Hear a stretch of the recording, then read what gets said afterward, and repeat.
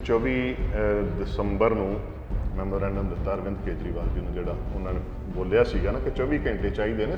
ਚੰਨੀ ਸਾਹਿਬ, ਸਿੱਟ ਦੀ report ਜਿਹੜੀ ਆ ਤੁਹਾਡੇ ਕੋਲ ਪਈ ਹੈ, ਕੁੰਵਰ ਵਿਜੇ ਪ੍ਰਤਾਪ ਸਿੰਘ ਦੀ ਰਿਪੋਰਟ ਦਾ ਹਵਾਲਾ ਦਿੱਤਾ ਜਾ ਰਿਹਾ। ਕੁੰਵਰ ਵਿਜੇ ਪ੍ਰਤਾਪ ਸਿੰਘ ਦੀ ਰਿਪੋਰਟ ਤੁਹਾਡੇ ਕੋਲ ਪਈ ਹੈ, ਉਹਦੇ ਤੇ ਕਾਰਵਾਈ ਕਰ ਦਿਓ। 24 ਘੰਟੇ ਚਾਹੀਦੇ ਨੇ।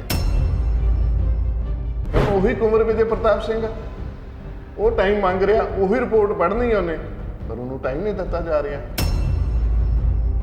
ਸਿੰਘ ਸਾਹਿਬ ਯਾਨੀ ਹਰਪ੍ਰੀਤ ਸਿੰਘ ਹੋਰਾਂ ਨੇ ਇੱਕ ਗੱਲ ਕਹੀ ਕਿ 12 ਮਈ 2019 ਤੱਕ 250 ਵਾਰ ਗੁਰੂ ਗ੍ਰੰਥ ਸਾਹਿਬ ਜੀ ਦੀ ਬੇਅਦਬੀ ਹੋ ਚੁੱਕੀ। ਸਭ ਨੇ ਸੁਣਿਆ ਗਿਆ, ਨਹੀਂ ਰਿਹਾ ਗਿਆ। ਲਾਂਤਾਂ ਪਾਈਆਂ ਆਪਣੇ ਆਪ ਨੂੰ ਕਿ ਅਸੀਂ ਗਰੰਟੀ ਦਿੰਦੇ, ਆਸ਼ਵਾਸਨ ਦਿੰਦੇ ਕਿ ਸਾਡੀ ਸਰਕਾਰ ਆਉਣ ਤੇ ਉੱਤੇ ਇਹ ਐਸੀਆਂ ਘਟਨਾਵਾਂ ਕਿਸੇ ਵੀ ਧਾਰਮਿਕ ਗ੍ਰੰਥ ਦੀ ਬੇਅਦਬੀ ਨਹੀਂ ਹੋਏਗੀ। 12 ਜੁਲਾਈ ਨੂੰ ਜਦੋਂ ਅਸੀਂ ਗਏ ਆ, 41ਵਾਂ ਦਿਨ ਸੀ ਸਾਡਾ, 41ਵੇਂ ਦਿਨ ਫੇਰ ਗਏ ਆ, ਫੇਰ ਸਾਨੂੰ ਘਰੇ ਸਨ। ਉਦੋਂ ਤਾਂ ਚਲੋ ਘਰੇ ਨਹੀਂ ਸੀ, ਉਦੋਂ ਘਰੇ ਸਨ, ਬੁੱਕੇ ਅੰਦਰ ਜਾ ਰਹੇ ਸੀ, ਲੱਡੂਆਂ ਦੇ ਡੱਬੇ ਅੰਦਰ ਜਾ ਰਹੇ ਸੀ, ਪਰ ਬੇਅਦਬੀ ਦਾ ਦਰਦ ਅੰਦਰ ਨਹੀਂ ਗਿਆ। ਭਈਆ ਵੈਸੇ ਤੁਹਾਡੇ ਕੋਲ ਬਿਜਲੀ ਦਾ ਬਿੱਲ ਮਾਫ ਕਰਾਉਣ ਆਏ ਆ ਕਿ ਤੁਹਾਡੇ ਕੋਲ ਟਿਊਬਵੈਲ ਦਾ ਕਨੈਕਸ਼ਨ ਲੈਣ ਆਏ ਕਿ ਬੱਚੇ ਨੂੰ ਨੌਕਰੀ ਦਿਵਾਉਣੀ ਹੈ? ਗੁਰੂ ਗ੍ਰੰਥ ਸਾਹਿਬ ਦੀ ਬੇਅਦਬੀ ਦਾ ਮਸਲਾ ਹੈ ਯਾਰ। ਹੁਣ ਤੁਹਾਨੂੰ ਚੇਤਾ ਭੁੱਲ ਗਿਆ। ਉਦੋਂ ਤੁਹਾਡਾ ਦੇਣੀ ਸਵੇਰੇ ਬੇਅਦਬੀ ਦੇ ਮਸਲੇ ਤੋਂ ਚੜ੍ਹਦਾ ਸੀ ਜਦੋਂ ਚੋਣਾਂ ਸੀਗੀਆਂ, ਉਹ ਹੁਣ ਤੁਹਾਨੂੰ ਯਾਦ ਹੀ ਨਹੀਂ ਆਉਂਦਾ। ਬੇਅਦਬੀ ਇਜਲਾਸ ਬੁਲਾਉਣਾ ਇੱਕ ਮੌਤ ਸੀ, ਮੌਤ ਤੋਂ ਵੀ ਗਹਿਰਾ ਸਦਮਾ ਸੀ। ਅਸੀਂ ਰੋਏ ਆ ਉਦੋਂ, ਉੱਥੇ ਇਹਨਾਂ ਦੀ ਜਾਨ ਨੂੰ ਰੋਏ ਆ।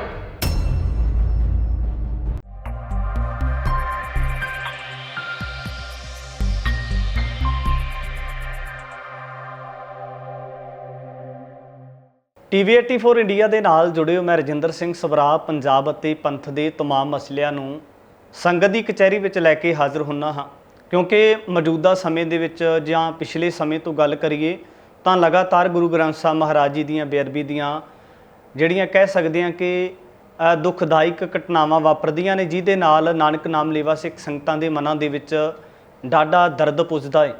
ਤਾਂ ਇਸੇ ਗੱਲ ਨੂੰ ਲੈ ਕੇ, ਕਿਉਂਕਿ ਲਗਾਤਾਰ 2015 ਤੋਂ ਲੈ ਕੇ ਅੱਜ ਤੱਕ ਜਿਸ ਤਰੀਕੇ ਦੇ ਨਾਲ ਬੇਅਦਬੀ ਦੇ ਦੋਸ਼ੀਆਂ ਨੂੰ ਸਜ਼ਾਵਾਂ ਦਿੱਤੀਆਂ ਜਾਣੀਆਂ ਚਾਹੀਦੀਆਂ ਸੀ, ਉਹ ਕਾਨੂੰਨੀ ਪ੍ਰਕਿਰਿਆਵਾਂ ਦੇ ਤਹਿਤ ਨਹੀਂ ਦਿੱਤੀਆਂ ਗਈਆਂ। ਇਹਦੇ ਵਿੱਚ ਸਰਕਾਰਾਂ ਦੀ ਅਣਗਹਿਲੀ ਰਹੀ। ਜਿਹੜੇ ਲੋਕਾਂ ਨੇ ਲੋਕ ਨੁਮਾਇੰਦੇ ਚੋਣ ਕਰਕੇ ਭੇਜੇ ਸਨ, ਉਹਨਾਂ ਨੇ ਬੇਅਦਬੀ ਦੇ ਮਸਲਿਆਂ ਨੂੰ ਸਹੀ ਤਰੀਕੇ ਦੇ ਨਾਲ ਜਿਹੜਾ ਸੀ ਉਹਨਾਂ ਸਭਾਵਾਂ ਦੇ ਉੱਪਰ, ਉਸ ਪਲੇਟਫਾਰਮ ਦੇ ਉੱਪਰ ਜਿਹੜਾ ਸੀ ਉਜਾਗਰ ਨਹੀਂ ਕੀਤਾ। ਤਾਂ ਇਸੇ ਤਹਿਤ ਜਿਹੜੀਆਂ ਸੰਸਥਾਵਾਂ ਜਾਂ ਨਾਨਕ ਨਾਮ ਲੇਵਾ ਸਿੱਖ ਸੰਗਤਾਂ ਆਪਣੇ ਮਨਾਂ ਦੇ ਵਿੱਚ ਸ਼੍ਰੀ ਗੁਰੂ ਗ੍ਰੰਥ ਸਾਹਿਬ ਮਹਾਰਾਜ ਜੀ ਦੀਆਂ ਬੇਅਦਬੀਆਂ ਦਾ ਦੁੱਖ ਰੱਖਦੇ ਨੇ, ਉਹਨਾਂ ਦੇ ਮਨਾਂ ਦੇ ਵਿੱਚ ਅਜੇ ਵੀ ਤਕਲੀਫ ਹੈ। ਇਸੇ ਵਿਸ਼ੇ ਦੇ ਉੱਪਰ ਗੱਲਬਾਤ ਕਰਾਂਗੇ। ਪਿਛਲੇ ਦਿਨਾਂ ਤੋਂ ਅੱਠੇ ਪੈਰ ਟਹਿਲ ਸੇਵਾ ਲਹਿਰ ਵੱਲੋਂ ਜਿਹੜਾ ਸੀ ਲਗਾਤਾਰ ਵੱਖ-ਵੱਖ ਗੁਰਦੁਆਰਿਆਂ ਦੇ ਵਿੱਚ ਜਾ ਕੇ ਇੱਕ ਹੋਕਾ ਦਿੱਤਾ ਗਿਆ। 17 ਤਰੀਕ ਨੂੰ ਜਿਹੜਾ ਸੀ ਬੇਅਦਬੀ ਇਜਲਾਸ ਸ੍ਰੀ ਫਤਿਹਗੜ੍ਹ ਸਾਹਿਬ ਦੀ ਧਰਤੀ ਤੇ ਬੁਲਾਇਆ ਗਿਆ। ਉਹਦੇ ਵਿੱਚ ਸਰਕਾਰ ਦੇ ਨੁਮਾਇੰਦਿਆਂ ਨੂੰ ਪੁੱਜਣ ਦਾ ਜਿਹੜਾ ਸੀ ਸੁਨੇਹਾ ਦਿੱਤਾ ਗਿਆ, ਪਰ ਕਿਸ ਤਰੀਕੇ ਦੇ ਨਾਲ ਸਰਕਾਰ ਦੇ ਨੁਮਾਇੰਦੇ ਪੁੱਜੇ ਨੇ, ਜਿਹੜੇ ਗੱਲ ਕਰਦੇ ਸੀ ਕਿ ਬੇਅਦਬੀ ਦੇ ਇਨਸਾਫ ਦਿੱਤੇ ਜਾਣਗੇ, ਕਿ ਅੱਜ ਉਹ ਸੱਤਾਧਾਰੀ ਹੋ ਕੇ ਅੱਜ ਉਹ ਕੁਰਸੀਆਂ ਦਾ ਨਿੱਘ ਮਾਣਦੇ ਨਜ਼ਰ ਆਉਂਦੇ ਨੇ, ਪਰ ਜਿਸ ਤਰੀਕੇ ਦੇ ਨਾਲ ਲੋਕਾਂ ਦੇ ਨਾਲ ਜਾਂ ਸਿੱਖਾਂ ਦੇ ਨਾਲ ਵਾਅਦੇ ਕੀਤੇ ਹੋਏ ਸੀ, ਪਰ ਉਹਨਾਂ ਵਾਅਦਿਆਂ ਨੂੰ ਜ਼ਿਆਦਾਤਰ ਤਰਜੀਹ ਨਹੀਂ ਦਿੱਤੀ ਗਈ।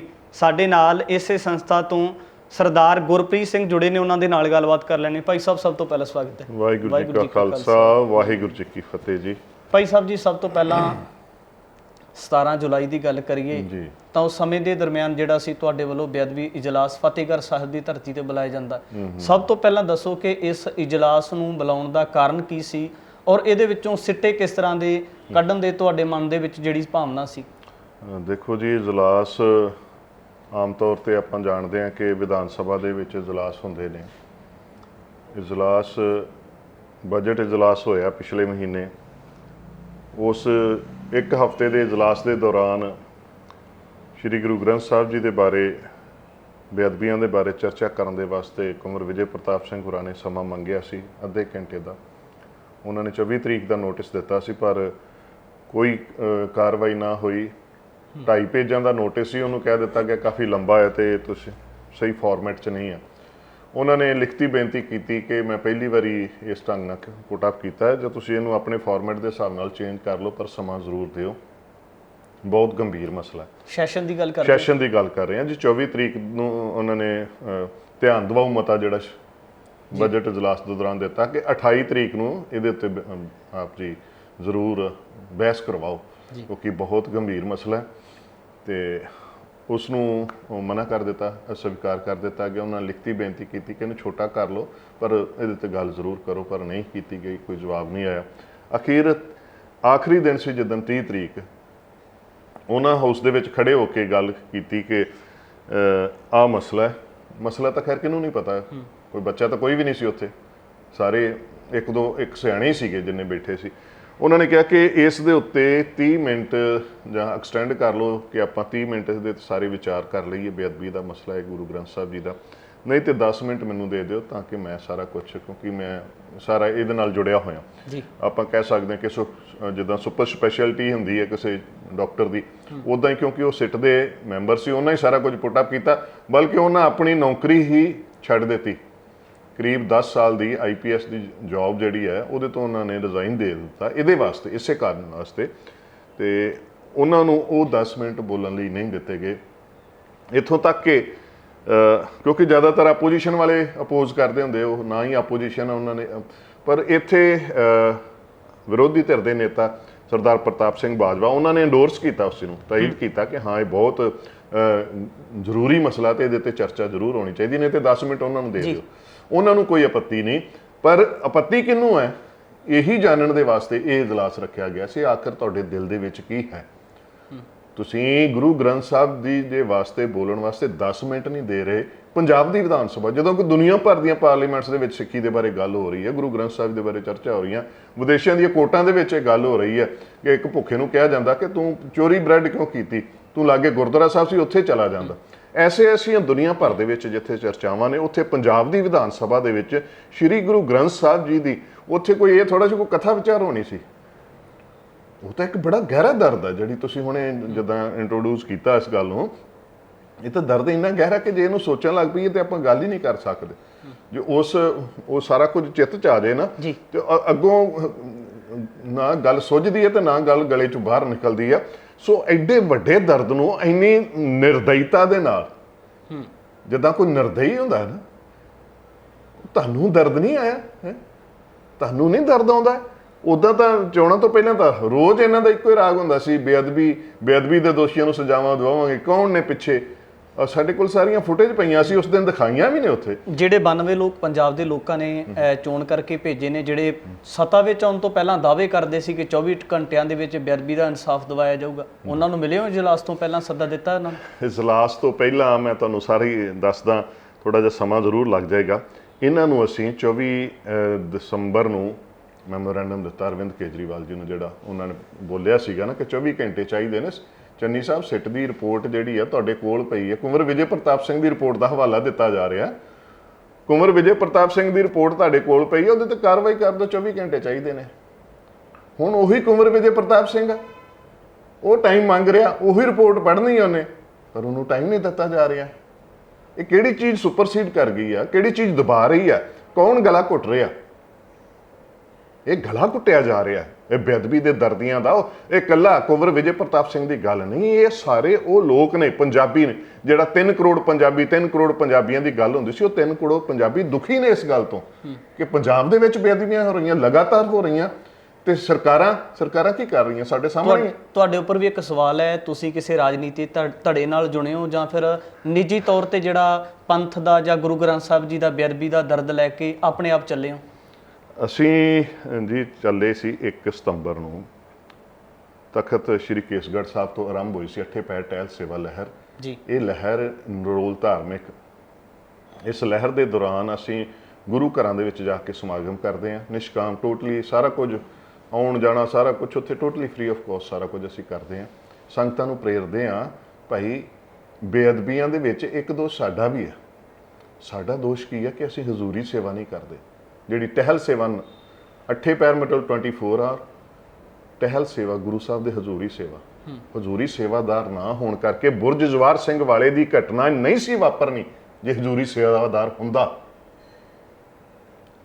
ਠੀਕ ਹੈ, ਅਸੀਂ ਦੂਜਾ ਪੱਖ ਤਾਂ ਅਸੀਂ ਲੈ ਰਹੇ ਹਾਂ ਕਿ ਅਸੀਂ ਸਰਕਾਰਾਂ ਤੇ ਦਬਾਅ ਬਣਾ ਰਹੇ, ਅਸੀਂ ਵੀ ਬਣਾ ਰਹੇ ਹਾਂ ਉਹਦਾ, ਕਿਉਂਕਿ ਜਿਹੜਾ ਕਾਨੂੰਨ ਦਾ ਫੈਕਟਰ ਉਹ ਸਰਕਾਰਾਂ ਦਾ, ਉਹ ਵਿਧਾਨ ਸਭਾ ਦੇ ਅਧਿਕਾਰ ਖੇਤਰ 'ਚ ਸਾਰੇ 3 ਕਰੋੜ ਇਕੱਠੇ ਹੋ ਕੇ ਵੀ ਕਾਨੂੰਨ ਨਹੀਂ ਬਣਾ ਸਕਦੇ। ਉਹ ਬਣਾਇਆ ਜਾਣਾ ਫਿਰ ਵਿਧਾਨ ਸਭਾ ਦੇ ਥਰੂ ਜਾਂ ਫਿਰ ਜੇ ਅੱਗੇ ਪਾਰਲੀਮੈਂਟ ਦੇ ਵਿੱਚ ਜਾਏਗਾ। ਸੋ ਦੋ ਪੱਖ ਨੇ। ਅਸੀਂ ਤਾਂ ਚੱਲੇ ਸੀ ਇਹ ਦਰਦ ਲੈ ਕੇ, ਪਰ ਜਦੋਂ ਗੱਲ ਫਿਰ ਕਿਤੇ ਨਾ ਕਿਤੇ ਫਿਰ ਵਿੱਚ ਆ ਜਾਂਦੀ ਹੈ, ਕਾਨੂੰਨ ਦੀ ਗੱਲ ਆ ਜਾਂਦੀ ਹੈ। ਤੇ 1 ਸਤੰਬਰ ਨੂੰ ਅਸੀਂ ਸ਼ੁਰੂ ਕੀਤਾ, 13 ਸਤੰਬਰ ਨੂੰ ਇੱਕ ਮਹਾਪਾਪੀ ਜਿਹੜਾ ਬੰਦਾ ਹੈ, ਅਸੀਂ ਹੁਣ ਉਹਦੇ ਵਾਸਤੇ ਕੋਈ ਬੰਦਾ ਕਹਿਣਾ ਵੀ ਉਹਨੂੰ ਪਾਪ ਹੀ ਹੈ, ਉਹਨੂੰ ਬੰਦਾ ਕਹਿਣਾ ਵੀ ਪਾਪ ਹੈ, ਜਿਹੜਾ ਲੁਧਿਆਣੇ ਚੱਲ ਕੇ ਆਇਆ, ਇੱਥੇ ਆ ਕੇ ਉਹਨੇ ਬੇਅਦਬੀ ਕੀਤੀ। ਫਿਰ ਮਨ ਨੂੰ ਬੜਾ ਝਟਕਾ ਲੱਗਾ। ਹੋਇਆ ਕਿ ਆਪਾਂ ਸਾਰੀ ਦੁਨੀਆ ਜਾਣਦੇ, ਤੁਸੀਂ ਵੀ ਕਵਰ ਕੀਤਾ, ਉਹ 295 ਧਾਰਾ ਲੱਗੀ। 295 ਧਾਰਾ ਕਿਸੇ ਟੀਵੀ ਸ਼ੋਅ ਦੀ ਸਾਨੂੰ ਕੋਈ ਗੱਲ ਪਸੰਦ ਨਾ ਆਏ ਸੀ, ਉਹਦੇ ਤੇ 295 ਧਾਰਾ ਲਾ ਸਕਦੇ। ਮੈਂ ਇੱਥੇ ਤੁਹਾਨੂੰ ਰੋਕਣਾ ਚਾਹਾਂਗਾ। ਜਦੋਂ ਇਸ ਤਰ੍ਹਾਂ ਦੀ ਕੋਈ ਬੇਅਦਬੀ ਦੀ ਘਟਨਾ ਵਾਪਰਦੀ ਹੈ, ਇਹ ਵੀ ਮੰਨਿਆ ਜਾਂਦਾ ਕਿ ਸਿੱਖ ਨੂੰ ਜਿਹੜਾ ਗੁਰੂ ਤੋਂ ਉੱਪਰ ਹੋਰ ਕੁਝ ਵੀ ਨਹੀਂ। ਪਰ ਜਦੋਂ ਕੋਈ ਚੁਣੇ ਹੋਏ ਨੁਮਾਇੰਦੇ ਧਾਰਮਿਕ ਤੌਰ ਤੇ ਜਥੇਦਾਰਾਂ ਦੀ ਜਾਂ ਗ੍ਰੰਥੀ ਸਾਹਿਬਾਨ ਦੀ ਗੱਲ ਕਰਦੇ ਆ, ਜਿਹੜੇ ਇੱਕ ਉੱਚੇ ਅਹੁਦਿਆਂ ਦੇ ਉੱਪਰ ਹੁੰਦੇ ਆ, ਜਦੋਂ ਉਹ ਬਿਆਨ ਦੇ ਦਿੰਦੇ ਕਿ ਅਸੀਂ ਜਿਹੜਾ ਬੇਅਦਬੀ ਦਾ ਜਿਹੜਾ ਕਾਤਲ ਹੈ ਉਹਨੂੰ ਮਾਰ ਕੇ ਜਾਂ ਉਹਦਾ ਕਤਲ ਕਰਵਾ ਕੇ ਅਸੀਂ ਆਪਣੇ ਉੱਪਰ ਕੇਸ ਨਹੀਂ ਸੀ ਪਾਉਣਾ, ਤਾਂ ਕੇਸਗੜ੍ਹ ਸਾਹਿਬ ਦੀ ਘਟਨਾ ਨੂੰ ਲੈ ਕੇ ਭਾਈ ਹਰਪਾਲ ਸਿੰਘ ਦਾ ਬਿਆਨ ਆਇਆ ਸੀ। ਕਿਤੇ ਨਾ ਕਿਤੇ ਲੱਗਦਾ ਨਹੀਂ ਕਿ ਸੰਗਤ ਦੇ ਵਿੱਚ ਜਿਹੜਾ ਸੁਣਿਆ ਹੈ ਇਹ ਗਲਤ ਤਰੀਕੇ ਦੇ ਨਾਲ ਜਾਂਦਾ ਹੈ। ਇਹ ਮੈਨੂੰ ਐਗਜ਼ੈਕਟ ਇਹ ਵਰਡਿੰਗ ਦਾ ਪਤਾ ਨਹੀਂ ਮੈਂ, ਪਰ ਜੇ ਇਹ ਐਸੀ ਗੱਲ ਜਿਹੜੀ ਬੋਲੀ ਗਈ ਹੈ, ਕਿਉਂਕਿ ਮੇਰੇ ਧਿਆਨ 'ਚ ਇਹ ਗੱਲ ਅਜੇ ਤੱਕ ਨਹੀਂ ਸੀ ਆਈ, ਤੁਸੀਂ ਰੱਖੀ ਹੈ, ਪਰ ਜੇ ਐਸੀ ਗੱਲ ਹੈ, ਕਿਉਂਕਿ ਗੁਰੂ ਸਾਹਿਬ ਤੋਂ ਉੱਪਰ ਤਾਂ ਕੁਝ ਨਹੀਂ ਜੀ। ਇਹ ਤਾਂ ਧਰਤੀ ਜਿਹੜੀ ਹੈ ਨਾ, ਭਾਈ ਉਦੇ ਸਿੰਘ ਜੀ ਦੀ ਧਰਤੀ ਹੈ, ਸ਼੍ਰੀ ਕੇਸਗੜ੍ਹ ਸਾਹਿਬ ਜਾਂ ਸਾਰਾ ਅਨੰਦਪੁਰ ਸਾਹਿਬ ਦਾ। ਭਾਈ ਉਦੇ ਸਿੰਘ ਕੌਣ ਸਨ? ਜਦੋਂ ਕੇਸਰੀ ਚੰਦ ਨੇ ਇੱਕ ਲਲਕਾਰ ਮਾਰੀ ਸੀ ਕਿ ਮੈਂ ਗੁਰੂ ਗੋਬਿੰਦ ਸਿੰਘ ਜੀ ਦਾ, ਹੁਣ ਅਸੀਂ ਉਹ ਆਪਣੇ ਮੂੰਹੋਂ ਲਫ਼ਜ਼ ਨਹੀਂ ਬੋਲ ਸਕਦੇ, ਮਹਾਰਾਜ ਦੇ ਉੱਤੇ ਉਹ ਅਟੈਕ ਕਰਨਾ ਚਾਹੁੰਦਾ ਸੀ। ਭਾਈ ਉਦੇ ਸਿੰਘ ਕਹਿੰਦਾ, ਮਹਾਰਾਜ ਅੱਜ ਮੈਨੂੰ ਆਗਿਆ ਦੇ ਦਿਓ। ਕੇਸਰੀ ਚੰਦ ਨੇ ਆਹ ਗੱਲ ਕਹੀ ਹੈ, ਤੁਸੀਂ ਮੈਨੂੰ ਆਗਿਆ ਦੇ ਦਿਓ, ਸ਼ਾਮ ਤੱਕ ਮੈਂ ਉਹਦਾ ਸੀਸ ਤੁਹਾਡੇ ਚਰਨਾਂ 'ਚ ਲਿਆਉਣਾ ਚਾਹੁੰਦਾ। ਉਹਨੇ ਕੀਤਾ ਕੁਝ ਨਹੀਂ ਸੀ ਭਾਈ ਸਾਹਿਬ। ਅਜੇ ਕੇਸਰੀ ਚੰਦ ਨੇ ਕੀਤਾ ਕੁਝ ਨਹੀਂ ਸੀ, ਅਜੇ ਉਹਨੇ ਗੱਲ ਹੀ ਕੀਤੀ ਸੀ। ਭਾਈ ਉਦੇ ਸਿੰਘ ਨੇ ਜਾ ਕੇ ਕਿਵੇਂ ਹਾਥੀ ਤੋਂ ਪਿੱਛੋਂ ਚੜਿਆ, ਢਾਡੀ ਸਿੰਘ ਸੁਣਾਉਂਦੇ ਨੇ ਪੂਰੀ ਵਾਰ, ਉੱਤੇ ਚੱਲ ਕੇ ਉਹਦਾ ਸਿਰ ਵੱਢ ਕੇ ਲਿਆ ਕੇ ਗੁਰੂ ਕਲਗੀਧਰ ਦੇ ਚਰਨਾਂ 'ਚ ਬਿਠਾ। ਗੱਲ ਇਹ ਹੈ ਕਿ ਜੇ ਮਾਰੇ ਤਾਂ ਕਹਿੰਦੇ ਗੁਰ ਕੀ ਨਿੰਦਾ ਸੁਣੇ ਨਾ ਕਾਣ, ਤੇ ਅੱਜ ਕਿੱਥੇ ਤੱਕ ਗੱਲ ਪਹੁੰਚ ਗਈ ਹੈ ਨਾ। ਅੱਜ ਗੱਲ ਇੱਥੋਂ ਤੱਕ ਪਹੁੰਚ ਗਈ ਕਿ ਸਾਡੇ ਤਖ਼ਤ ਸਾਹਿਬਾਨਾਂ ਦੇ ਉੱਤੇ ਅਟੈਕ ਆ ਗਿਆ, ਸੱਚਖੰਡ ਸ੍ਰੀ ਹਰਿਮੰਦਰ ਸਾਹਿਬ ਦੇ ਉੱਤੇ ਅਟੈਕ ਆ ਗਿਆ, ਦਮਦਮਾ ਸਾਹਿਬ ਤੋਂ 500 ਮੀਟਰ ਦੀ ਦੂਰੀ ਤੇ ਇੱਕ ਗੁਰੂ ਘਰ ਦੇ ਵਿੱਚ ਅੱਗ ਲੱਗ ਜਾਂਦੀ ਹੈ। ਇਹ ਇੱਕ ਐਡੀ ਵੱਡੀ ਸਾਜ਼ਿਸ਼ ਹੈ ਨਾ, ਜੇ ਆਪਾਂ ਇਹਨੂੰ ਹੁਣ ਅਜੇ ਵੀ ਨਾ ਡੱਕ ਪਾਏ। ਵੇਖੋ ਤੁਸੀਂ ਗੱਲ ਕੀਤੀ ਸੀ, ਸਾਡਾ ਵੀ ਤੁਹਾਡੇ ਵਾਲਾ ਭਾਈਚਾਰਾ, ਅਸੀਂ ਤੁਹਾਡੇ ਭਾਈਚਾਰੇ 'ਚੋਂ ਹੀ ਆ। ਅਸੀਂ ਵੀ ਆਪਣੀ ਮਤਲਬ ਕੰਫਰਟ ਲਾਈਫ ਹੁੰਦੀ ਹੈ, ਹਰ ਬੰਦੇ ਦੀ ਹੁੰਦੀ, ਚਲੋ ਆਪਣੀ ਕਮਾਈ ਖਾਧੀ, ਆਪਣੇ ਬੱਚੇ ਪਾਲੇ। ਪਰ ਜਿੱਦਣ ਸਾਨੂੰ ਪਿਛਲੇ ਸਾਲ ਇਹਨਾਂ ਦਿਨਾਂ ਦੇ ਵਿੱਚ ਇੱਕ ਮੀਟਿੰਗ ਹੋਈ ਸੀ ਸ਼੍ਰੀ ਅਕਾਲ ਤਖ਼ਤ ਸਾਹਿਬ ਤੇ, ਉੱਥੇ ਸਿੰਘ ਸਾਹਿਬ ਗਿਆਨੀ ਹਰਪ੍ਰੀਤ ਸਿੰਘ ਹੋਰਾਂ ਨੇ ਇੱਕ ਗੱਲ ਕਹੀ ਕਿ 12 ਮਈ 2019 ਤੱਕ 250 ਵਾਰ ਗੁਰੂ ਗ੍ਰੰਥ ਸਾਹਿਬ ਜੀ ਦੀ ਬੇਅਦਬੀ ਹੋ ਚੁੱਕੀ ਹੈ। ਭਾਈ ਸਾਹਿਬ ਨਹੀਂ ਸੁਣਿਆ ਗਿਆ, ਨਹੀਂ ਰਿਹਾ ਗਿਆ। ਲਾਹਨਤਾਂ ਪਾਈਆਂ ਆਪਣੇ ਆਪ ਨੂੰ। ਅਸੀਂ ਕਿਸੇ ਦੇ ਉੱਤੇ ਕੋਈ ਸਾਨ ਕਰਨ ਲਈ ਨਹੀਂ ਤੁਰੇ, ਅਸੀਂ ਤਾਂ ਆਪਣੀ ਜ਼ਮੀਰ ਨੂੰ ਜਵਾਬ ਦੇ ਹੋ ਕੇ ਤੁਰੇ ਹਾਂ ਕਿ ਗੁਰਪ੍ਰੀਤ ਸਿੰਘ ਤੂੰ ਜਿੰਦਾ ਹੈ, ਤੂੰ ਇਸੇ ਦੁਨੀਆ 'ਚ ਹੀ ਜੀ ਰਿਹਾ ਹੈ। ਜਿਨ੍ਹਾਂ ਦੀਆਂ ਆਪਾਂ ਗੱਲਾਂ ਕਰਦੇ ਹਾਂ, ਵੱਡੀਆਂ ਵੱਡੀਆਂ ਗੱਲਾਂ ਕਰਦੇ ਹਾਂ, ਛਾਤੀਆਂ ਚੌੜੀਆਂ ਕਰ ਲੈਂਦੇ ਹਾਂ, ਕੱਲ ਨੂੰ ਸਾਡਾ ਵੀ ਤਾਂ ਇਤਿਹਾਸ ਲਿਖਿਆ ਜਾਣਾ ਕਿ ਨਹੀਂ। ਬਾਬਾ ਦੀਪ ਸਿੰਘ ਹੋਰਾਂ ਵੇਲੇ ਕੀ ਹੋਇਆ ਸੀ? ਬੇਅਦਬੀ ਹੋਈ ਸੀ ਨਾ ਇੱਕ, ਉਹਨਾਂ ਨੇ ਸੀਸ ਡੇ ਕੇ ਠੱਲ ਦਿੱਤੀ, ਰੋਕ ਦਿੱਤੀ ਉਸ ਬੇਅਦਬੀ ਨੂੰ, ਬ੍ਰੇਕਾਂ ਲਗਾ ਦਿੱਤੀਆਂ। ਅੱਜ ਅਸੀਂ ਮਤਲਬ ਆਪਣੇ ਸਿਰ ਤੋਂ ਮਤਲਬ ਕੋਈ ਕਰਨਾ ਤਾਂ ਕੀ, ਅਸੀਂ ਟੈਨਸ਼ਨ ਲੈਣ ਨੂੰ ਵੀ ਤਿਆਰ ਨਹੀਂ, ਬੇਅਦਬੀ ਦਾ ਲਫ਼ਜ਼ ਬੋਲਣ ਨੂੰ ਤਿਆਰ ਨਹੀਂ। ਆਪਣਾ ਨਿੱਜੀ ਰੁਝੇਵਾਂ ਕਰਦੇ ਸੀ, ਪਰਿਵਾਰ ਦਾ ਪਾਲਣ ਪੋਸ਼ਣ ਕਰਦੇ ਸੀ, ਸੂਤੀ ਜ਼ਮੀਰ ਜਾਗੀ, ਤਾਂ ਤੁਸੀਂ ਗੁਰੂ ਗ੍ਰੰਥ ਸਾਹਿਬ ਦੀਆਂ ਬੇਅਦਬੀਆਂ ਦੇ ਜਿਹੜੇ ਦੋਸ਼ੀ ਉਹਨਾਂ ਨੂੰ ਕਟਹਿਰੇ ਵਿੱਚ ਖੜਾ ਕਰਨ ਵਾਸਤੇ ਚੱਲੇ ਹੋ। ਤਾਂ ਜਿਹੜੀਆਂ ਜਥੇਬੰਦੀਆਂ ਆਪੋ ਆਪਣੇ ਝੰਡੇ ਚੱਕ ਕੇ ਤੁਰੀਆਂ ਫਿਰਦੀਆਂ ਨੇ, ਫਿਰ ਉਹ ਇਕੱਠੀਆਂ ਕਿਉਂ ਨਹੀਂ? ਉਹ ਗੁਰੂ ਗ੍ਰੰਥ ਸਾਹਿਬ ਦੀ ਬੇਅਦਬੀਆਂ ਦੇ ਦੋਸ਼ੀਆਂ ਨੂੰ ਜਿਹੜੀਆਂ ਸਜ਼ਾਵਾਂ ਦਿਵਾਉਣ ਵਾਸਤੇ ਕਿਉਂ ਨਹੀਂ ਫਿਰ ਚੱਲਦੀਆਂ ਇਕੱਤਰ ਹੋ ਕੇ? ਇਕੱਤਰ ਹੋਣ ਦੇ ਵਾਸਤੇ ਅਸੀਂ ਕੋਸ਼ਿਸ਼ ਕਰਾਂਗੇ। ਵੇਖੋ ਅਜੇ ਅਸੀਂ ਸੋਚਦੇ ਹਾਂ ਕਿ ਕਿਉਂਕਿ ਸਾਡਾ ਜ਼ਿਆਦਾ ਸਮਾਂ ਲੰਘਿਆ ਸਮਾਗਮਾਂ ਦੇ ਵਿੱਚ, ਚੰਨੀ ਸਾਹਿਬ ਨੂੰ ਅਸੀਂ ਇੱਕ ਮੈਮੋਰੈਂਡਮ ਦਿੱਤਾ ਸੀ, ਜਿਹੜੀ ਪੋਲੀਟੀਕਲ ਅਸੀਂ ਸਟੈਪਸ ਚੁੱਕੇ ਉਹ ਮੈਂ ਤੁਹਾਨੂੰ ਇਨ ਸ਼ਾਰਟ ਦੱਸ ਦੇਵਾਂ। ਅਸੀਂ 29 ਸੈਪਟੰਬਰ ਨੂੰ ਚੰਨੀ ਸਾਹਿਬ ਨੂੰ ਮੈਮੋਰੈਂਡਮ ਦਿੱਤਾ ਹੈ, ਉਦੋਂ ਮੁੱਖ ਮੰਤਰੀ ਸੀ, ਇੱਕ ਹਾਊਸ ਆਉਣ ਵਾਲਾ ਵਾ, ਵਿਧਾਨ ਸਭਾ ਦਾ ਸੈਸ਼ਨ ਆਉਣਾ, ਉਹਦੇ 'ਚ ਕਾਨੂੰਨ ਸਖਤ ਕਰ ਦਿਓ। ਗੱਲੀ ਬਾਤੀ ਕਹਿੰਦੇ ਨੇ, ਉਹਨਾਂ ਨੇ ਤਾਂ ਗੱਲੀ ਬਾਤੀ ਖੈਰ ਕਿਹਾ। ਲਾਗੇ ਕੁਲਬੀਰ ਸਿੰਘ ਜੀਰਾ MLA ਸੀਗੇ, ਉਹਨਾਂ ਨੇ ਜਕਾਰਾ ਬੁਲਾਇਆ ਵੀ ਹਾਂ ਅਸੀਂ ਮੌਤ ਦੇ ਤੁਲ ਸਜ਼ਾ ਲਿਆਉਣ ਦੇ ਵਾਸਤੇ ਸਾਡੀ ਮਤਲਬ ਵਚਨਬੱਧਤਾ ਹੈ।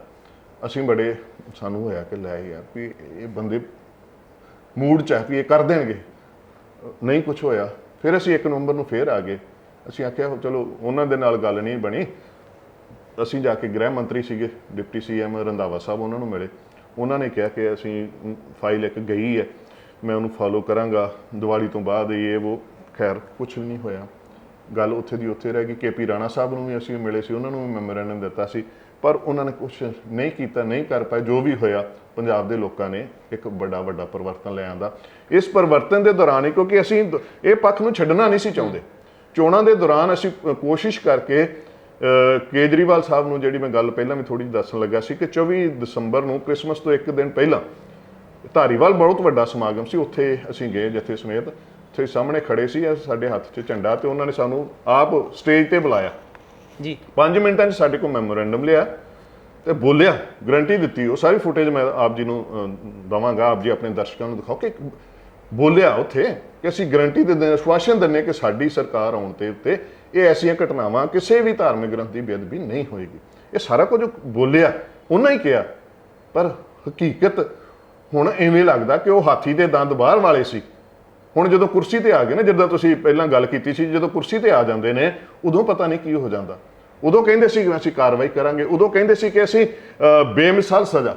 ਮੁੱਖ ਮੰਤਰੀ ਭਗਵੰਤ ਸਿੰਘ ਮਾਨ ਹੋਰਾਂ ਦਾ ਉਸ ਵੇਲੇ ਦਾ ਬਿਆਨ ਆ, ਉਦੋਂ ਇਹ ਕੈਂਡੀਡੇਟ ਸੀ ਮੁੱਖ ਮੰਤਰੀ ਦੇ ਅਜੇ, ਕਹਿੰਦੇ ਸੀ ਕਿ ਬੇਮਿਸਾਲ ਸਜ਼ਾ ਹੋਏ ਤਾਂ ਕਿ ਕਿਸੇ ਦੀ ਹਿੰਮਤ ਨਾ ਹੋਏ। ਕੇਜਰੀਵਾਲ ਸਾਹਿਬ ਦੇ ਵੀ ਐਸੇ ਹੀ ਸਿਮਿਲਰ ਵਰਡਸ ਨੇ, ਪਰ ਇਹ ਸਾਰਾ ਕੁਝ ਹੀ ਭੁੱਲ ਗਏ ਨੇ। ਇਹਨਾਂ ਨੂੰ ਹੁਣ ਬੇਅਦਬੀ ਯਾਦ ਹੀ ਨਹੀਂ। ਇੱਥੋਂ ਤੱਕ ਭੁੱਲ ਗਏ ਕਿ ਅਸੀਂ ਉਸੇ MLA, ਉਸ ਵੇਲੇ ਕੈਂਡੀਡੇਟ ਸੀ MLA ਬਟਾਲੀਆ ਤੋਂ, ਸ਼ਹਿਰੀ ਕਲਸੀ, ਅਮਨ ਸ਼ੇਰ ਸਿੰਘ ਕਲਸੀ ਜਿਹੜੇ ਨੇ, ਉਹ ਮੈਨੂੰ ਸਟੇਜ ਤੇ ਲੈ ਕੇ ਗਏ ਸੀ ਕੇਜਰੀਵਾਲ ਸਾਹਿਬ। ਸਾਰੀ ਸਟੇਜ ਰੋਕ ਦਿੱਤੀ, 5 ਮਿੰਟ ਸਟੇਜ ਤੇ ਕਾਰਵਾਈ ਰੁਕੀ ਰਹੀ ਉਹ ਮੈਮੋਰੈਂਡਮ ਲੈਣ ਵਾਸਤੇ। ਅਸੀਂ ਉਹਨਾਂ ਦੇ ਥਰੂ 22 ਮਈ ਔਨਵਰਡ ਸ਼ੁਰੂ ਕੀਤੀ ਵੀ ਸਾਨੂੰ ਭਗਵੰਤ ਮਾਨ ਸਾਹਿਬ ਨਾਲ ਮਿਲਾ ਦਿਓ, ਵੀ ਕਾਫੀ 2 ਮਹੀਨੇ ਹੋ ਗਏ, 2-2.5 ਮਹੀਨੇ ਹੋ ਗਏ ਨਾ, ਅਸੀਂ ਕੋਈ ਗੱਲ ਕਰੀਏ ਵੀ ਬੇਅਦਬੀ ਦਾ ਕੀ ਕਰ ਰਹੇ ਹੋ ਤੁਸੀਂ। ਵੱਡੀਆਂ ਗੱਲਾਂ ਜਾਂ ਪੰਥ ਨਾਲ ਵਾਅਦੇ ਕੀਤੇ ਨੇ, ਪੰਜਾਬ ਦੇ ਲੋਕਾਂ ਨਾਲ ਤੁਹਾਡੇ ਵਾਅਦੇ ਨੇ ਕਿ ਅਸੀਂ ਇਹਨਾਂ ਬੇਅਦਬੀ, ਸਾਡੀ ਸਰਕਾਰ ਹੋਊਗੀ, ਬੇਅਦਬੀਆਂ ਨਹੀਂ ਹੋਣਗੀਆਂ, ਪਰ ਹੋਈਆਂ। ਬਠਿੰਡੇ ਲਾਗੇ ਬੇਅਦਬੀ ਹੋਈ ਹੈ, ਧਰਮਕੋਟ ਬੇਅਦਬੀ ਹੋਈ ਹੈ, ਹੋਰ ਇੱਕ ਅਜਨਾਲੇ ਲਾਗੇ ਬੇਅਦਬੀ ਹੋਈ ਹੈ, ਦਮਦਮਾ ਸਾਹਿਬ ਦੇ ਲਾਗੇ ਬੇਅਦਬੀ ਹੋਈ ਹੈ। ਬੇਅਦਬੀਆਂ ਤਾਂ ਪਿਛਲੇ ਮਹੀਨੇ ਵੀ ਹੋਈਆਂ ਨੇ। ਅਸੀਂ ਕੋਸ਼ਿਸ਼ ਕੀਤੀ 4 MLA, ਮੈਂ ਗੱਲ ਸ਼ਾਰਟ ਕਰਦਾ ਜੇ ਜ਼ਿਆਦਾ ਲੰਬੀ ਹੋ ਜਾਏਗੀ, 4 MLA, 2 ਮੰਤਰੀ, 1 ਡਿਪਟੀ ਸੈਕਟਰੀ, 1 OSD ਤੇ 1 ਇਹਨਾਂ ਦੇ ਪਰਸਨਲ ਜਿਹੜੇ ਨੇ PA ਸੁਖਵੀਰ ਸਿੰਘ। 9 ਜ਼ਿੰਮੇਵਾਰ ਹਸਤੀਆਂ ਦੇ ਰਾਹੀਂ ਅਪਰੋਚ ਕੀਤੀ ਕਿ ਸਾਨੂੰ ਮਿਲਦਾ ਸਮਾਂ ਦੇ ਦਿਓ। ਅਖੀਰ 12 ਜੁਲਾਈ ਨੂੰ ਅਸੀਂ ਖੁਦ ਗਏ ਦੂਸਰੀ ਵਾਰ। ਪਹਿਲਾਂ ਅਸੀਂ 2 ਜੁਲਾਈ ਨੂੰ ਗਏ ਆ CM ਰੈਜ਼ੀਡੈਂਸ ਤੇ ਕਿ ਸਾਨੂੰ ਸਮਾਂ ਦੇ ਦਿਓ, ਅਸੀਂ ਇੱਕ ਮੈਮੋਰੈਂਡਮ ਦੇਣਾ ਚਾਹੁੰਦੇ ਆ। ਉਹ ਮੈਮੋਰੈਂਡਮ ਦੀ ਕਾਪੀ ਵੀ ਉੱਥੇ 3 ਕਾਪੀਆਂ ਉਹਨਾਂ ਕੋਲ ਪਈਆਂ ਸਾਡੀਆਂ।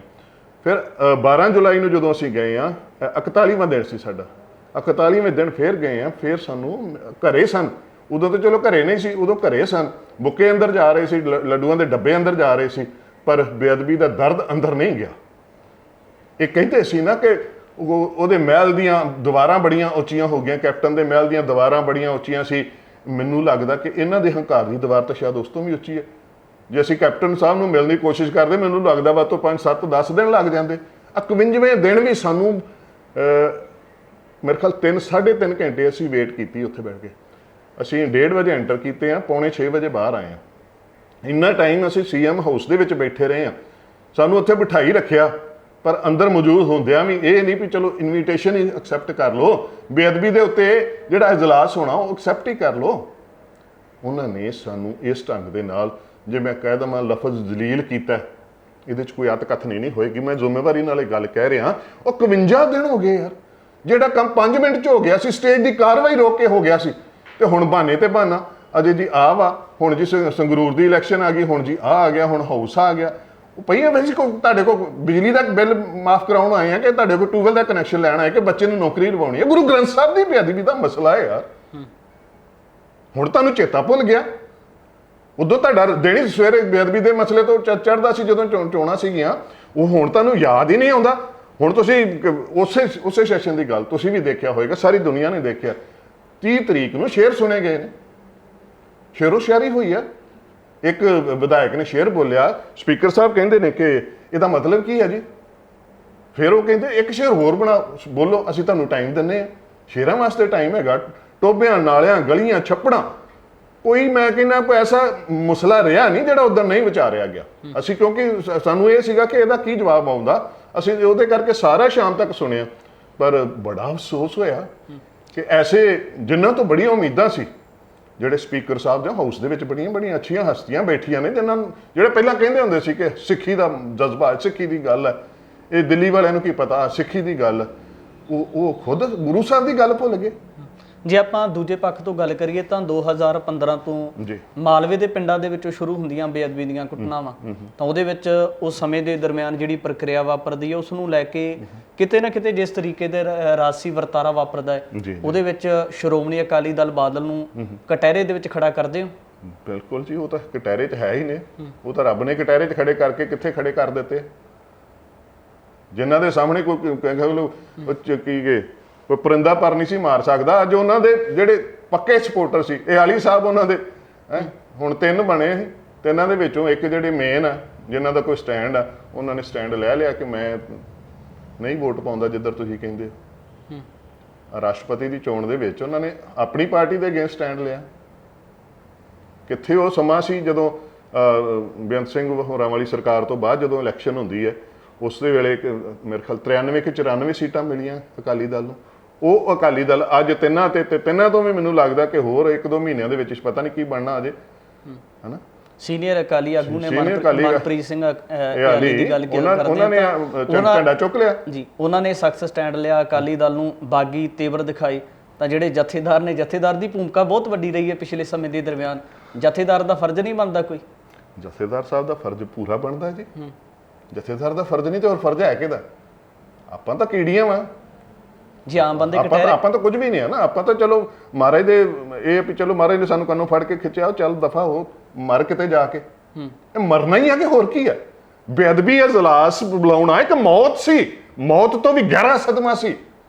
ਅਸੀਂ ਰੋਏ ਆ ਉਦੋਂ ਉੱਥੇ, ਇਹਨਾਂ ਦੀ ਜਾਨ ਨੂੰ ਰੋਏ ਆ। ਬੇਅਦਬੀ ਕਹਿਣਾ ਸੌਖਾ, ਬੇਅਦਬੀ ਨੂੰ ਮਹਿਸੂਸ ਕਰਕੇ ਵੇਖੋ ਜਾਨ ਨਿਕਲ ਜਾਂਦੀ, ਰਾਤ ਨੂੰ ਨੀਂਦ ਨਹੀਂ ਆਉਂਦੀ। ਅਸੀਂ ਕਿਹੜੀ ਦੁਨੀਆ 'ਚ ਜੀ ਰਹੇ ਹਾਂ? ਅਸੀਂ ਇਸੇ ਸਮਾਜ ਦਾ ਹਿੱਸਾ। ਉਹ ਗੁਰੂ ਗ੍ਰੰਥ ਸਾਹਿਬ ਜਿਹੜੇ ਸਾਰੀ ਲੋਕਾਈ ਨੂੰ ਆਪਣੇ ਕਲਾ ਵਿੱਚ ਲਈ ਬੈਠੇ ਨੇ, ਅਵਲ ਅੱਲਾ ਨੂਰ ਪਾਇਆ ਕੁਦਰਤ ਕੇ ਸਭ ਬੰਦੇ, ਕੋਈ ਬੰਦਾ ਛੱਡਿਆ ਉਹਨਾਂ ਨੇ? ਅੱਲਾ ਪਾਕ ਹੈ, ਸ਼ੱਕ ਕਰੋ ਜੇ ਦੂਸਰ ਹੋਏ। ਕੋਈ ਬੋਲੇ ਰਾਮ ਰਾਮ, ਕੋਈ ਖੁਦਾਏ, ਕੋਈ ਸੇਵੇ ਗੁਸਈਆਂ, ਕੋਈ ਅੱਲਾ। ਦੱਸੋ ਕਿਹੜਾ ਉੱਥੇ ਨਹੀਂ ਬੈਠਾ? ਉਹ ਇਹਨਾਂ ਨੇ ਪਾਪੀਆਂ ਨੂੰ ਤਾਂ ਪਤਾ ਹੀ ਨਹੀਂ ਕਿਹੜਾ ਨਹੀਂ ਬੈਠਾ ਉੱਥੇ। ਬ੍ਰਾਹਮਣ ਨਹੀਂ ਬੈਠੇ ਉੱਥੇ, ਰਮਨ ਪਰਮਾਨੰਦ ਜੀ ਕੌਣ ਨੇ? ਕਬੀਰ ਜੀ ਬੈਠੇ ਨੇ, ਨਾਮਦੇਵ ਜੀ ਬੈਠੇ ਨੇ, ਰਵਿਦਾਸ ਜੀ ਬੈਠੇ ਨੇ, ਕਿਹੜਾ ਨਹੀਂ ਬੈਠਾ ਉੱਥੇ? ਰੱਤੇ ਇਸ਼ਕ ਖੁਦਾਏ ਰੰਗ ਦੀਦਾਰ ਕੇ ਉਹ ਵੀ ਉੱਥੇ ਬੈਠੇ ਨੇ। ਹੁਣ ਕੋਈ ਅਜਨਾਲੇ ਦੇ ਲਾਗੇ ਇੱਕ ਵਾਰਦਾਤ ਹੁੰਦੀ ਹੈ, ਇੱਕ ਮੁਸਲਮਾਨਾਂ ਦਾ ਬੱਚਾ ਪਤਾ ਨਹੀਂ ਕਿੱਦਾਂ ਵਰਗਲਾਇਆ ਜਾਂ ਕਿੱਦਾਂ, ਉਹਨੇ ਆਣ ਕੇ ਬੇਅਦਬੀ ਕੀਤੀ ਕਿ ਉਹਨੂੰ ਪਤਾ ਸੀ ਬੇਵਕੂਫ ਨੂੰ ਕਿ ਤੂੰ ਅੱਲਾ ਦੀ ਤੋਹੀਨ ਕਰਨਾ ਹੈ ਕਿ ਕਿਹਦੀ ਤੋਹੀਨ ਕਰਨਾ ਹੈ। ਸੋ ਇਹ ਬਹੁਤ ਵੱਡਾ ਦੁਖਾਂਤ ਹੈ ਤੇ ਇਸ ਦੁਖਾਂਤ ਚੋਂ ਨਿਕਲਣ ਦੇ ਵਾਸਤੇ ਸਾਨੂੰ ਸਾਰਿਆਂ ਨੂੰ ਰਲ ਕੇ ਹੰਭਲਾ ਮਾਰਨਾ ਪੈਣਾ। ਅਸੀਂ ਕੋਸ਼ਿਸ਼ ਕੀਤੀ ਹੈ, ਕਰਦੀ ਰਵਾਂਗੇ। ਉਸ ਦਿਨ ਦੀ ਗੱਲ ਜਿਹੜੀ 17 ਤਰੀਕ ਨੂੰ ਅਸੀਂ ਇਹਨਾਂ ਨੂੰ ਸੱਦਾ ਦਿੱਤਾ ਸੀ। ਪਹਿਲਾਂ ਅਸੀਂ ਸੰਧਵਾ ਸਾਹਿਬ ਨੂੰ ਸੱਦਾ ਦਿੱਤਾ ਕਿਉਂਕਿ ਉਹ ਸਪੀਕਰ ਨੇ ਹਾਊਸ ਦੇ, ਉਹਨਾਂ ਨੂੰ ਸਾਰੇ ਹਾਊਸ ਦੇ ਵਾਸਤੇ ਸੱਦਾ ਦਿੱਤਾ ਸੀ ਕਿ ਵਿਦ ਤੁਸੀਂ ਆਪਣੇ ਵਿਧਾਇਕਾਂ ਦੇ ਆਇਓ। ਸੱਦਾ ਲੈ ਲਿਆ, ਕਿਹਾ ਵੀ ਸੀ ਅਸੀਂ ਕੋਸ਼ਿਸ਼ ਕਰਾਂਗੇ, ਪਰ ਨਹੀਂ ਆਏ। ਮੁੱਖ ਮੰਤਰੀ ਸਾਹਿਬ ਦੀ ਤਾਂ ਮੈਂ ਤੁਹਾਨੂੰ ਗੱਲ ਹੀ ਦੱਸੀ, 51 ਦਿਨ ਲੰਘ ਗਏ। ਐਡਾ ਹੰਕਾਰੀ ਮੁੱਖ ਮੰਤਰੀ ਆਪਾਂ ਨਹੀਂ ਤੱਕਿਆ ਜੀ ਅਜੇ ਤੱਕ। ਇਹ ਤਾਂ ਮੁੱਖ ਮੰਤਰੀਆਂ ਦੇ ਨਾਲ ਮਿਲਣਾ ਕੋਈ ਬਹੁਤ ਵੱਡੀ ਗੱਲ ਨਹੀਂ ਹੁੰਦੀ। ਚੰਨੀ ਸਾਹਿਬ ਨੂੰ ਜਦੋਂ ਅਸੀਂ ਮਿਲਣਾ ਸੀ, ਸਾਰਾ ਅੱਧੇ ਘੰਟੇ ਦਾ ਪ੍ਰੋਸੈਸ ਹੋਇਆ ਸੀ। ਸਰਦਾਰ ਤ੍ਰਿਪਤ ਰਜਿੰਦਰ ਸਿੰਘ ਬਾਜਵਾ ਮੰਤਰੀ ਸਨ ਉਸ ਵੇਲੇ, ਉਹਨਾਂ ਨੂੰ ਅਸੀਂ ਜਾ ਕੇ ਮਿਲੇ, ਉਹਨਾਂ ਨੇ ਫੋਨ ਕੀਤਾ ਤੇ ਉਹ ਸਾਨੂੰ ਨਾਲ ਲੈ ਗਏ ਤੇ ਅੱਧੇ ਘੰਟੇ 'ਚ ਸਾਰਾ ਪ੍ਰੋਸੈਸ ਹੋ ਗਿਆ। 51 ਦਿਨਾਂ ਦੇ ਵਿੱਚ ਉਹ ਹੰਕਾਰ ਦੀ ਦੀਵਾਰ ਟੁੱਟੀ ਨਹੀਂ ਅਜੇ ਤੱਕ ਨਹੀਂ ਟੁੱਟੀ। ਜੇ ਉਹਨਾਂ ਨਹੀਂ ਸੀ ਹੋਣਾ, ਮੰਨ ਲਓ ਉਹਨਾਂ ਦਾ ਪ੍ਰੋਗਰਾਮ ਸੀਗਾ ਉੱਥੇ ਪਿਤਰਵੇਈ ਤੇ ਗਏ ਨੇ, ਉਹ ਨਾ ਧਾਰਮਿਕ ਸਮਾਗਮ ਸੀ, ਚਲੋ ਉੱਥੇ ਗਏ ਨੇ, ਕੋਈ ਆਪਣਾ ਚੀਫ ਸੈਕਟਰੀ ਭੇਜ ਦਿੰਦੇ, ਕੋਈ ਆਪਣਾ ਨੁਮਾਇੰਦਾ ਭੇਜ ਦਿੰਦੇ, ਕੋਈ ਆਪਣੇ ਦਫ਼ਤਰ ਦਾ ਭੇਜ ਦਿੰਦੇ, ਕੋਈ OSD ਹੀ ਭੇਜ ਦਿੰਦੇ। ਇਹ ਬਗਾਵਤ ਕਿਹਦੇ ਖਿਲਾਫ ਹੈ? ਗੁਰੂ ਗ੍ਰੰਥ ਸਾਹਿਬ ਜੀ ਦੇ ਖਿਲਾਫ ਬਗਾਵਤ ਹੈ, ਬਾਬਾ ਫਤਿਹ ਸਿੰਘ ਜੀ ਦੇ ਖਿਲਾਫ ਬਗਾਵਤ ਹੈ। ਇਹ ਯੂਨੀਅਨਬਾਜ਼ੀ ਕਰ ਲਈ ਇਹਨਾਂ ਨੇ। ਉਹ ਤਾਂ ਚੰਗਾ, ਮੈਂ ਕਹਿੰਦਾ ਸਿਆਣਾ ਬੰਦਾ ਫਿਰ ਵੀ ਸਿਆਣਾ ਹੁੰਦਾ। ਸਰਦਾਰ ਪ੍ਰਤਾਪ ਸਿੰਘ ਬਾਜਵਾ ਪਹੁੰਚ ਗਏ, ਆਪੋਜੀਸ਼ਨ ਦੇ ਵਿਰੋਧੀ ਧਿਰ ਦੇ ਨੇਤਾ, ਉਹਨਾਂ ਨੇ ਆ ਕੇ ਬੜੀ ਬਖੂਬੀ ਇੱਕ ਨਿਮਾਣੇ ਸਿੱਖ ਵਾਲੀ ਭੂਮਿਕਾ ਨਿਭਾਈ।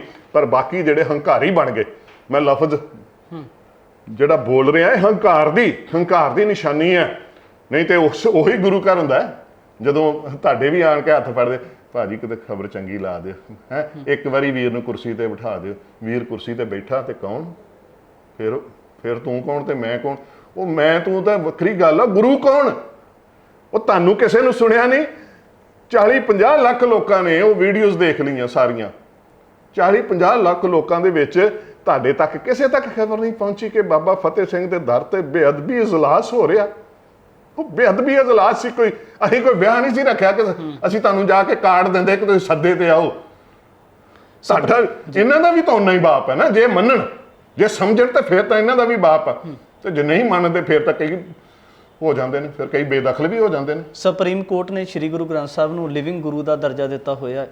ਤਾਂ ਪਿਛਲੇ ਦਿਨੀ ਮੋਗਾ ਦੀ ਜੁਡੀਸ਼ੀਅਲ ਕੋਰਟ ਦੇ ਵੱਲੋਂ 3 ਦੋਸ਼ੀਆਂ ਨੂੰ ਨਾਮਜ਼ਦ ਕਰਕੇ 3-3 ਸਾਲ ਦੀ ਸਜ਼ਾ ਸੁਣਾਈ ਦਿੱਤੀ ਜਾਂਦੀ ਸੀ, ਉਹਨਾਂ ਨੂੰ ਸਜ਼ਾ ਸੁਣਾਈ ਦਿੱਤੀ ਜਾਂਦੀ ਹੈ। ਤਾਂ ਕਿਤੇ ਨਾ ਕਿਤੇ ਲੱਗਦਾ ਨਹੀਂ ਕਿ ਜਿਹੜੀ 3-3 ਸਾਲ ਦੀ ਸਜ਼ਾ ਕੋਰਟ ਵੱਲੋਂ ਇਸ ਤਰੀਕੇ ਦੇ ਨਾਲ ਦੇਣੀ ਇੱਕ ਮਾਮੂਲੀ ਜਿਹੀ ਸਜ਼ਾ ਬਣ ਜਾਂਦੀ ਹੈ। ਇਹੀ ਤਾਂ ਦੁਖਾਂਤ ਹੈ ਜੀ ਵੀਰ ਜੀ, ਇਹੀ ਦੁਖਾਂਤ ਹੈ। ਹੋਰ ਅਸੀਂ ਕਾਹਦੇ ਲਈ, ਅਸੀਂ ਇਹਨਾਂ ਕੋਲ ਕੀ ਵਡੇਵੇਂ ਲੈਣੇ? ਮੈਂ ਤਾਂ ਉਦੋਂ ਸਟੇਜ ਤੇ ਵੀ ਇਹੀ ਲਫ਼ਜ਼ ਵਰਤਿਆ ਸੀ, ਅਸੀਂ ਤੁਹਾਡੇ ਕੋਲ ਲੈਣਾ ਕੀ ਹੈ? ਤੁਸੀਂ ਆਪਣੇ ਰਾਹ ਜਾਓ, ਅਸੀਂ ਆਪਣੇ ਰਾਹ ਚੱਲਦੇ। ਤੁਹਾਨੂੰ ਸਾਡੀ ਲੋੜ ਹੈ, ਸਾਨੂੰ ਤੁਹਾਡੀ ਕੀ ਲੋੜ ਹੈ? ਗੁਰੂ ਘਰ ਨੂੰ ਕੀ ਲੋੜ ਹੈ ਇਹਨਾਂ ਦੀ? ਇਹ 92 ਸਾਨੂੰ ਕੀ ਲੋੜ ਹੈ ਇਹਨਾਂ ਦੀ? ਸਾਨੂੰ ਸਿਰਫ ਇਹ ਲੋੜ ਹੈ ਕਿ ਇਹ ਜਿਹੜਾ ਕਾਨੂੰਨ ਹੈ ਨਾ, ਜਿਹੜਾ ਮਜ਼ਾਕ ਉੱਡ ਰਿਹਾ, ਉਹ ਇਹ ਤੋਂ ਵੱਡਾ ਅਪਮਾਨ ਤੁਸੀਂ ਕੀ ਕਰ ਸਕਦੇ? ਗੁਰੂ ਗ੍ਰੰਥ ਸਾਹਿਬ ਦਾ 7 ਸਾਲ ਇੱਕ ਬੰਦੇ ਨੇ ਕੇਸ ਲੜਿਆ ਹੋਏ, ਉਹ ਬੰਦੇ ਨੇ ਆਪਣੀ ਜੇਬ 'ਚੋਂ ਪੈਸਾ ਖਰਚਿਆ, 7 ਸਾਲ ਉਹ ਲੱਗਾ ਰਿਹਾ, ਤੇ 5 'ਚੋਂ 2 ਬਰੀ, ਤੇ ਤਿੰਨਾਂ ਨੂੰ 3-3 ਸਾਲ ਦੀ ਸਜ਼ਾ, 5-5 ਹਜ਼ਾਰ ਜੁਰਮਾਨਾ, ਨਾਲ ਉਹਨਾਂ ਨੂੰ ਜ਼ਮਾਨਤ ਤੇ ਉਹ ਬਾਹਰ, ਉਹਨਾਂ ਨੂੰ ਸਿਕਿਉਰਿਟੀ ਮਿਲ ਜਾਣੀ ਹੈ। ਤੇ ਜਿਹੜਾ ਲੜਦਾ ਰਿਹਾ, ਜਿਹੜਾ ਆਪਣੇ ਗੁਰੂ ਦੇ ਵਾਸਤੇ ਸਾਰਾ ਕੁਝ ਨਿਸ਼ਾਵਰ ਕਰਕੇ ਤੁਰਿਆ, ਉਹ ਵਿਚਾਰਾ ਹੁਣ ਕੀ ਕਰੂਗਾ? ਉਹ ਤਾਂ ਖੂਨ ਦੇ ਹੰਝੂ ਹੀ ਰਹੇਗਾ ਨਾ। ਇਹੀ ਤਾਂ ਰੋਣਾ ਇਹਨਾਂ ਦੇ ਸਾਹਮਣੇ ਕਿ ਇਹਨੂੰ ਸਖਤ ਕਰ ਦਿਓ, ਕੁਝ ਐਸੀ ਐਗਜ਼ੈਂਪਲਰੀ ਪਨਿਸ਼ਮੈਂਟ। ਇਹਨਾਂ ਦੇ ਲਫ਼ਜ਼ ਨੇ, ਇਹਨਾਂ ਦੇ ਆਪਣੇ ਲਫ਼ਜ਼ ਨੇ। ਤੁਸੀਂ ਸੁਣਾਇਓ ਸੰਗਤ ਨੂੰ ਕਿਹੜੀ ਬੇमिसाल सजा, ਕਿਹੜੀ एग्जाम्पलरी पनिशमेंट। उनको सजा मिली होती बरगाड़ी वालों को तो कोई दूसरी हिम्मत न कर पाता। ये भी उसे सीरीज का मोगे वाला केस भी उसे साल का है। मतलब ये हुण सब ड्रामेबाजी लगती है। ਤੁਹਾਡੇ ਵੱਲੋਂ ਭਵਿੱਖ ਦੀ ਰਣਨੀਤੀ ਕੀ ਹੈ ਬੇਅਦਬੀ ਦੇ ਇਨਸਾਫ ਲੈਣ ਵਾਸਤੇ, ਦੋਸ਼ੀਆਂ ਨੂੰ ਜਿਹੜਾ ਸਜ਼ਾਵਾਂ ਦੇਣ ਵਾਸਤੇ? ਰਣਨੀਤੀ ਸਾਡੀ ਬੜੀ ਜਲਦੀ, ਅੱਜ ਹੀ ਸਾਡੀ ਇੱਕ ਮੀਟਿੰਗ ਆ, ਉਹਦੇ ਵਿੱਚ ਅਗਲੀ ਰਣਨੀਤੀ, ਕਿਉਂਕਿ ਅਸੀਂ ਇਹਨਾਂ ਨੂੰ 1 ਹਫ਼ਤੇ ਦਾ ਸਮਾਂ ਦਿੱਤਾ। ਪਹਿਲਾਂ ਤਾਂ ਅਸੀਂ ਉਸ ਦਿਨ ਅਨਾਉਂਸ ਕਰਨ ਲੱਗੇ ਸੀ ਆਪਣੀ ਰਣਨੀਤੀ, ਪਰ ਬਾਜਵਾ ਸਾਹਿਬ ਨੇ ਕਿਹਾ ਕਿ ਅਸੀਂ ਕੋਸ਼ਿਸ਼ ਕਰਾਂਗੇ ਕਿ ਇੱਕ ਸਪੈਸ਼ਲ ਇਜਲਾਸ ਬੇਅਦਬੀ ਦੇ ਉੱਤੇ ਸੱਦਿਆ ਜਾਏ। ਖੇਰੂ ਹੋਈਆਂ ਸਿੱਖ ਜਥੇਬੰਦੀਆਂ ਦਾ ਸਮਰਥਨ ਲੈ ਰਹੇ ਹੋ? ਲੈ ਰਹੇ ਹਾਂ ਜੀ, ਅਸੀਂ ਤਾਂ ਸਾਰਿਆਂ ਦੇ ਦਰ ਤੇ ਜਾਵਾਂਗੇ, ਝੋਲੀ ਅੱਡਾਂਗੇ। ਵੀਰੋ, ਆਪਣਾ ਗੁਰੂ ਇੱਕੋ ਹੀ ਆ। ਅਸੀਂ ਤਾਂ ਇਹ ਵੀ ਕਹਾਂਗੇ ਵੀ ਜੇ ਤੁਸੀਂ ਉੱਪਰ ਬਹਿਣਾ, ਅਸੀਂ ਥੱਲੇ ਬਹਿ ਜਾਾਂਗੇ, ਪਰ ਆ ਜਾਓ। ਬਾਪੂ, ਮੈਂ 2 ਲਾਈਨਾਂ ਬੋਲੀਆਂ ਸੀ ਉਦੋਂ, ਜੇ ਕਹੋਗੇ ਤਾਂ ਮੈਂ ਜੀ।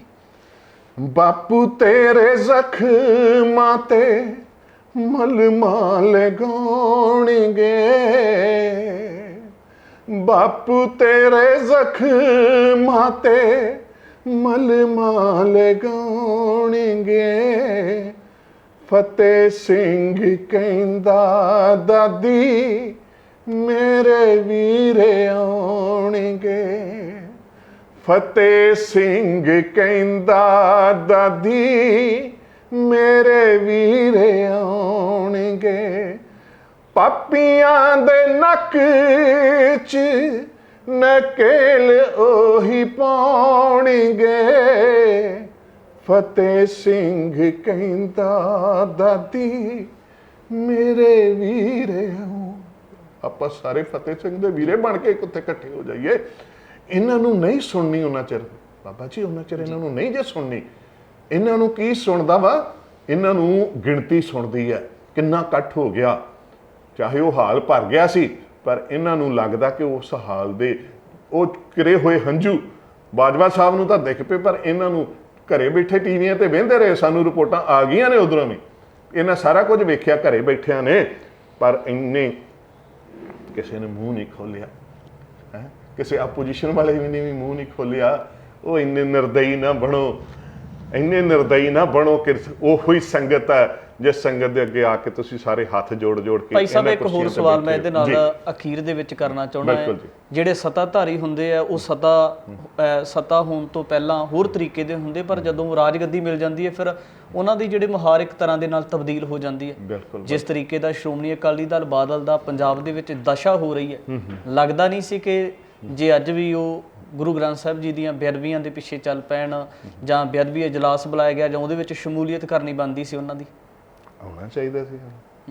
ਇਹ ਤਾਂ ਖੁੱਲ੍ਹਾ ਹੀ ਸੱਦਾ ਸੀ। ਬਾਬਾ ਫਤਿਹ ਸਿੰਘ ਦਾ ਕਹਿਣ ਦੇ, ਫਤਿਹ ਸਿੰਘ ਕਹਿੰਦਾ ਦਾਦੀ ਮੇਰੇ ਵੀਰੇ ਆਉਣਗੇ। ਹੁਣ ਜਿਹੜਾ ਵੀਰਾ ਆਪਣੇ ਆਪ ਨੂੰ ਬਣਾਉਣਾ ਚਾਹੁੰਦਾ ਸੀ ਆ ਸਕਦਾ ਸੀ, ਉੱਥੇ ਕੋਈ ਪਾਬੰਦੀ ਥੋੜਾ ਸੀ। ਗੁਰੂ ਦਾ ਦਰਬਾਰ ਆ, ਖੁੱਲ੍ਹਾ ਸੀ ਸਾਰਿਆਂ ਵਾਸਤੇ। ਗੱਲ ਇਹ ਆ ਕਿ ਇੱਥੇ ਰਾਜਨੀਤੀ ਕੀਤੀ, ਗੁਰੂ ਦੇ ਉੱਤੇ ਰਾਜਨੀਤੀ ਕੀਤੀ ਜਿਹੜੀ ਨਾ, ਉਹ ਨਹੀਂ।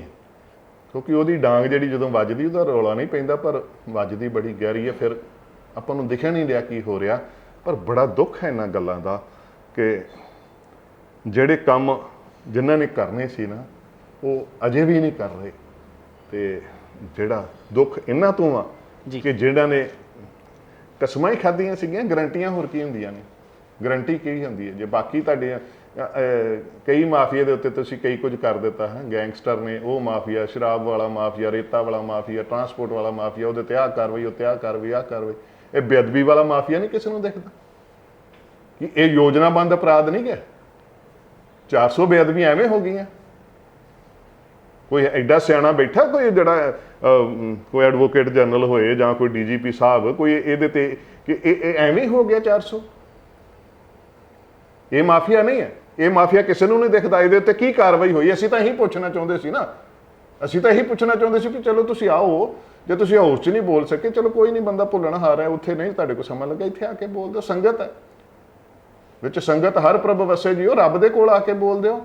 ਤੁਹਾਡੀ ਕੀ ਮਾਸਟਰ ਪਲਾਨ ਆ? ਤੁਸੀਂ ਕੀ ਚਾਹੁੰਦੇ ਹੋ? ਕੀ ਕਰਨਾ ਚਾਹੁੰਦੇ ਹੋ? ਕਿਵੇਂ ਬਚਾਉਣਾ ਚਾਹੁੰਦੇ ਹੋ? ਅੱਗੋਂ ਪੰਜਾਬ ਨੂੰ ਕਿਵੇਂ ਬਚਾਉਣਾ? ਜਿਸ ਪੰਜਾਬ ਦੇ ਜੇ ਗੁਰੂ ਦੀ ਪੱਗ ਨੂੰ ਬਾਰ-ਬਾਰ ਹੱਥ ਪੈ ਰਿਹਾ ਤਾਂ ਸਾਡੀ ਕਿਸੇ ਦੀ ਵੀ ਇੱਜ਼ਤ ਨਹੀਂ ਹੈਗੀ।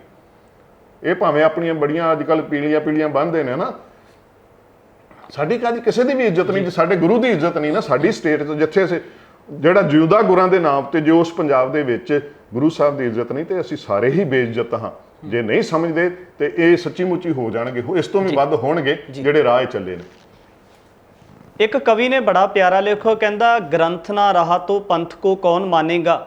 17 ਜੁਲਾਈ ਨੂੰ ਬੇਅਦਬੀ ਇਜਲਾਸ ਬੁਲਾਇਆ ਗਿਆ, ਉਹਦੇ ਵਿੱਚ ਵੱਖ-ਵੱਖ ਨੁਮਾਇੰਦਿਆਂ ਨੂੰ ਸੱਦਾ ਪੱਤਰ ਦਿੱਤਾ ਗਿਆ ਸੀ। ਪਰ ਇੱਕ ਬੜੀ ਤਰਾਸਦੀ ਵਾਲੀ ਗੱਲ ਹੈ ਕਿ ਆਮ ਆਦਮੀ ਪਾਰਟੀ ਦੇ ਜਿਹੜੇ 92 ਵਿਧਾਇਕ ਪੰਜਾਬ ਦੇ ਲੋਕਾਂ ਨੇ ਪਹਿਲ ਦੇ ਆਧਾਰ ਤੇ ਜਿਤਾ ਕੇ ਭੇਜੇ ਨੇ, ਜਿਹੜੇ ਸੱਤਾ ਵਿੱਚ ਆਉਣ ਤੋਂ ਪਹਿਲਾਂ ਬਹੁਤ ਵੱਡੀਆਂ ਦਲੀਲਾਂ ਅਪੀਲਾਂ ਕਰਦੇ ਸੀ, ਪਰ ਕਿਤੇ ਨਾ ਕਿਤੇ ਮੌਜੂਦਾ ਦੌਰ ਦੇ ਵਿੱਚ ਜਿਹੜੇ ਉਹ ਜ਼ਮੀਨ ਦੇ ਨਾਲੋਂ ਵੱਖ ਹੋਏ ਜਾਪਦੇ ਨੇ। ਪੰਜਾਬ ਦੀ ਸਰਜ਼ਮੀਨ ਤੋਂ ਕਿਤੇ ਨਾ ਕਿਤੇ ਜੁਦਾ ਹੋਏ ਜਾਪਦੇ ਨੇ। 2015 ਤੋਂ ਲੈ ਕੇ ਬੇਅਦਬੀ ਦੀਆਂ ਘਟਨਾਵਾਂ ਨੇ ਇੱਥੋਂ ਤੱਕ ਨੁਕਸਾਨ ਰਾਜਸੀ ਧਿਰਾਂ ਨੂੰ ਪਹੁੰਚਾਇਆ ਕਿ ਲਗਾਤਾਰ ਸ਼੍ਰੋਮਣੀ ਅਕਾਲੀ ਦਲ ਬਾਦਲ ਨੂੰ ਹਾਰ ਦਾ ਮੂੰਹ ਦੇਖਣਾ ਪਿਆ। ਕੈਪਟਨ ਅਮਰਿੰਦਰ ਸਿੰਘ ਜਿਹੜੇ ਗੁੜਕਾ ਸਾਹਿਬ ਦੀ ਕਸਮ ਖਾਂਦੇ ਨੇ, ਤਾਂ ਉਹਨਾਂ ਨੂੰ ਵੀ ਜ਼ਲੀਲ ਕਰਕੇ ਜਿਹੜਾ ਗੱਦੀ ਤੋਂ ਉਤਾਰਿਆ ਜਾਂਦਾ ਹੈ। ਤਾਂ ਆਮ ਆਦਮੀ ਪਾਰਟੀ ਜੇ ਇਸ ਸੰਗੀਨ ਮਸਲੇ ਵੱਲ ਧਿਆਨ ਨਹੀਂ ਦਿੰਦੀ ਤਾਂ ਆਮ ਆਦਮੀ ਪਾਰਟੀ ਦਾ ਪੰਜਾਬ ਦੇ ਅੰਦਰ ਕਿਸ ਤਰੀਕੇ ਦੀ ਦਸ਼ਾ ਹੋ ਸਕਦੀ ਹੈ, ਇਹ ਭਵਿੱਖ ਤੈਅ ਕਰੇਗਾ। ਆਉਣ ਵਾਲੇ ਸਮੇਂ ਦੇ ਵਿੱਚ ਇਸ ਤਰ੍ਹਾਂ ਦੇ ਤਮਾਮ ਪੱਖ ਲੈ ਕੇ ਤੁਹਾਡੇ ਦਰਮਿਆਨ ਹਾਜ਼ਰ ਹੋਵਾਂਗਾ। ਧੰਨਵਾਦ। ਵਾਹਿਗੁਰੂ ਜੀ ਕਾ ਖਾਲਸਾ, ਵਾਹਿਗੁਰੂ ਜੀ ਕੀ ਫਤਿਹ।